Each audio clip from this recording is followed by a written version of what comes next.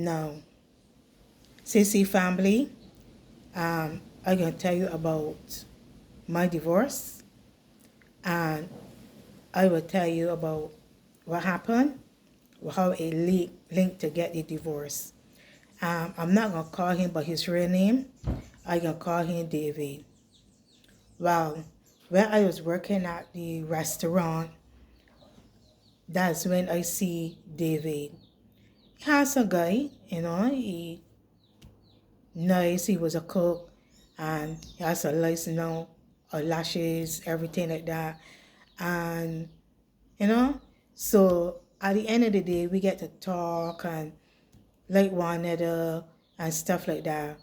And at least the workplace don't like you to talk to or get involved with anybody. But anyhow, it get to a point where they let me off. Was no problem because you always had other jobs and stuff like that. And so at the end of the day, we dated, we like one another, but he had problems that I didn't like. And the thing is, guys, I beg you hard, anything that you're dealing with a man and you see something that you know is not right, you have to make it your mind if you still want to deal with him.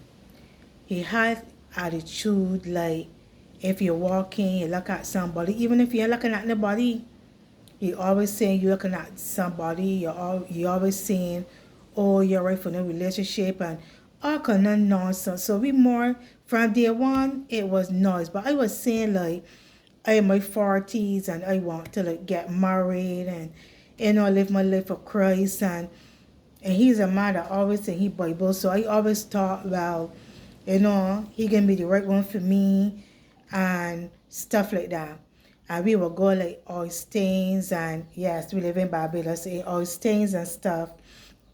And for no partner reason, it's to be nice. And I was like, this is foolishness, because I mean, like, what you picking noise over foolishness? You is man and woman in this world, and you should be able to look at anybody. And I told you already, if you want one of these women that God got their head down, can't look at anybody, but you need to go to Pakistan and one of the places to get one of the women, because I'm not them type of women. But anyhow, I look over, I see over that, and I still continue relationship because at the end of the day, I love him. I really did, because I really want to put my life together. So anytime you see signs that a man, things that he show you, even in the early, never think that when you all get married, he will change. Instead of changing, he get worse. Yes, some men do change. Yes, some men do change. But these days, he ain't planning to change at all. Anyhow, even when the day for the wedding, I get my nails do. He supposed to go and get his tux. But at the end of the day, he behind me. I don't know what. So I said, but it's getting late. Let me go by his sister. Let she do my hair. And he behind me thinking that I can go by a man. Really? On my same wedding day. And he start getting on and start saying, oh, he will start the wedding or whatever. Anyhow, I sorry, he didn't. The truth. Anyhow, I wasn't, and plus I wasn't feeling well either. I was, like I had the flu on my wedding day, but I had to smile when taking pictures and all of that. Because even when we did get married and everything, I was telling him, and he hear while you were dancing, my favorite song. He said, don't worry about that, and whatever the case may be. And we went to, I think it was Accra for our, after the wedding. And I mean, we toast our life, we toast what we want out of life and stuff. And for money, when it comes to money, it wasn't no issue because really and truly, I was always save money. I was always borrow money from the bank and pay it back. So the only boy that really, really paid for that wedding was me, really, right? Anyhow, wedding, you're going through whatever, and he was this foolishness all the time that you're looking at a man and this and that. I think is he used to look at women behind and all kind of thing. Even if like, a woman pass, I would say, look at she got a baby behind, whatever. I have no problems with that, right? He even had a tendency where we was renting a room sometime, and a tendency where, like, I worked down, like St. James, and at that time we living St. Michael, and he would like tie me up like a child. Oh, you get home late, really? But then at the end of the day, he used to get home late. Don't even care. Don't even call and say I get done by my mother or whatever the case may be. He so do what he want, but I can't do what I want. Want treat me like I says child. Anyhow, we moved from there. We went up in St. Philip, renting. And I also tell he like, you know, when you're looking for somewhere to rent, don't look for nothing too expensive, because when you work in hotel got seasonal. Hotel is something you're up and you're down. But no, he looked to live beyond his means. David looked to live beyond his means. And that is the honest truth. So anyhow, we got this, he like to know he got pen and paper. All this we can do that. So I as a person that always like when I get this out of the out of stores, I always like to pay. So my balance also be good. And he used to like have bad balance because he used to don't like to pay. Because he had this tendency in his mind that if he pay for this, say, pay down, automatically things it says, I don't know he get that one from.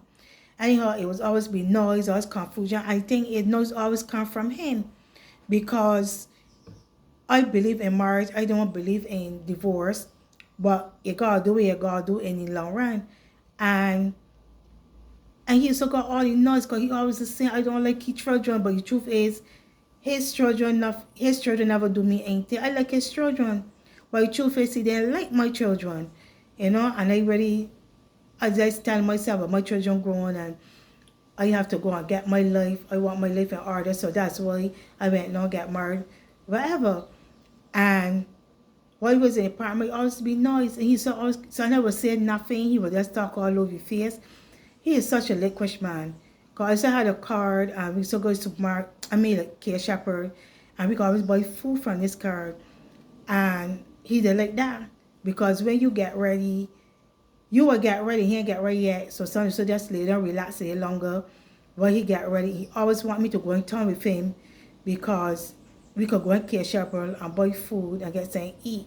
By the end of the day, I boy, we gotta pay this card. Pay for the card at the end of the day with interest. Anyhow, when we get an apartment, he want to bring all of these stuff for for the apartment. But as I always tell him is like, you're not doing nothing to please nobody. Just buy things, like take your time. You buy things, you pay for them, and then you go down the line. He didn't want that. He want everything inside the apartment. And everything inside the apartment is expensive. But you got to know what you're doing when you want everything is in there. So what I also tell him is like, you borrow some amount of money, I borrow some money, pay everything, so we just got the bank to pay. Unfortunately, none of that didn't work, because that's how he is. He just don't like to pay for nothing.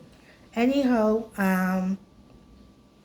one day I was home, me and my son, because I have my son with me. I was home, and he come from work, and he got the Bible in his hand, and he wake me up to tell me he's not happy in the marriage. And the marriage young. The marriage wasn't like old and going through all this year and whatever. He said that he's not happy in the marriage. And when he said that, I said nothing, and I went back in my bed. Tell him, oh, you dismissed that for your child. I just went in my bed. And then another time now, he said the same thing. So I said, wait, hold on. That Bible that you're reading, you do everything that in that Bible. Yeah, I said no. Because if you do everything in that Bible, God tell you to commit to your wife and your wife commit to you. And The truth is, I'm more committed to you than you committed to me. And I told you that. I said, but anyhow, this is what I will do. Right? Because as a person that, when it comes to stress, I can't deal with it. I can't handle it. I can only deal with stress for ever so long. Right? All I could tell you that anytime that you see things that ain't right, don't stand in really shit. Don't even get married thinking that it gonna no. Anyhow, so one day I just tell his silly son, you see the furniture, I left it for you to store in the fridge. I actually brought my name. I say I want, oh, who tell you something? Tell you wrong. Who give you tell you our voice to give you wrong? I said, listen to me. You as my husband, as your wife. So I said, David, let me tell you, what is yours was mine, and whatever the case may be. And I say, well, I don't want furniture to keep them, whatever. Anyhow, but his problem is, I said, look, you know what? I had enough. I can't deal with this no more. Enough was enough. And, I said, look, he want a divorce. David want a divorce. Let me give him the divorce because it don't make no sense. It don't make no sense.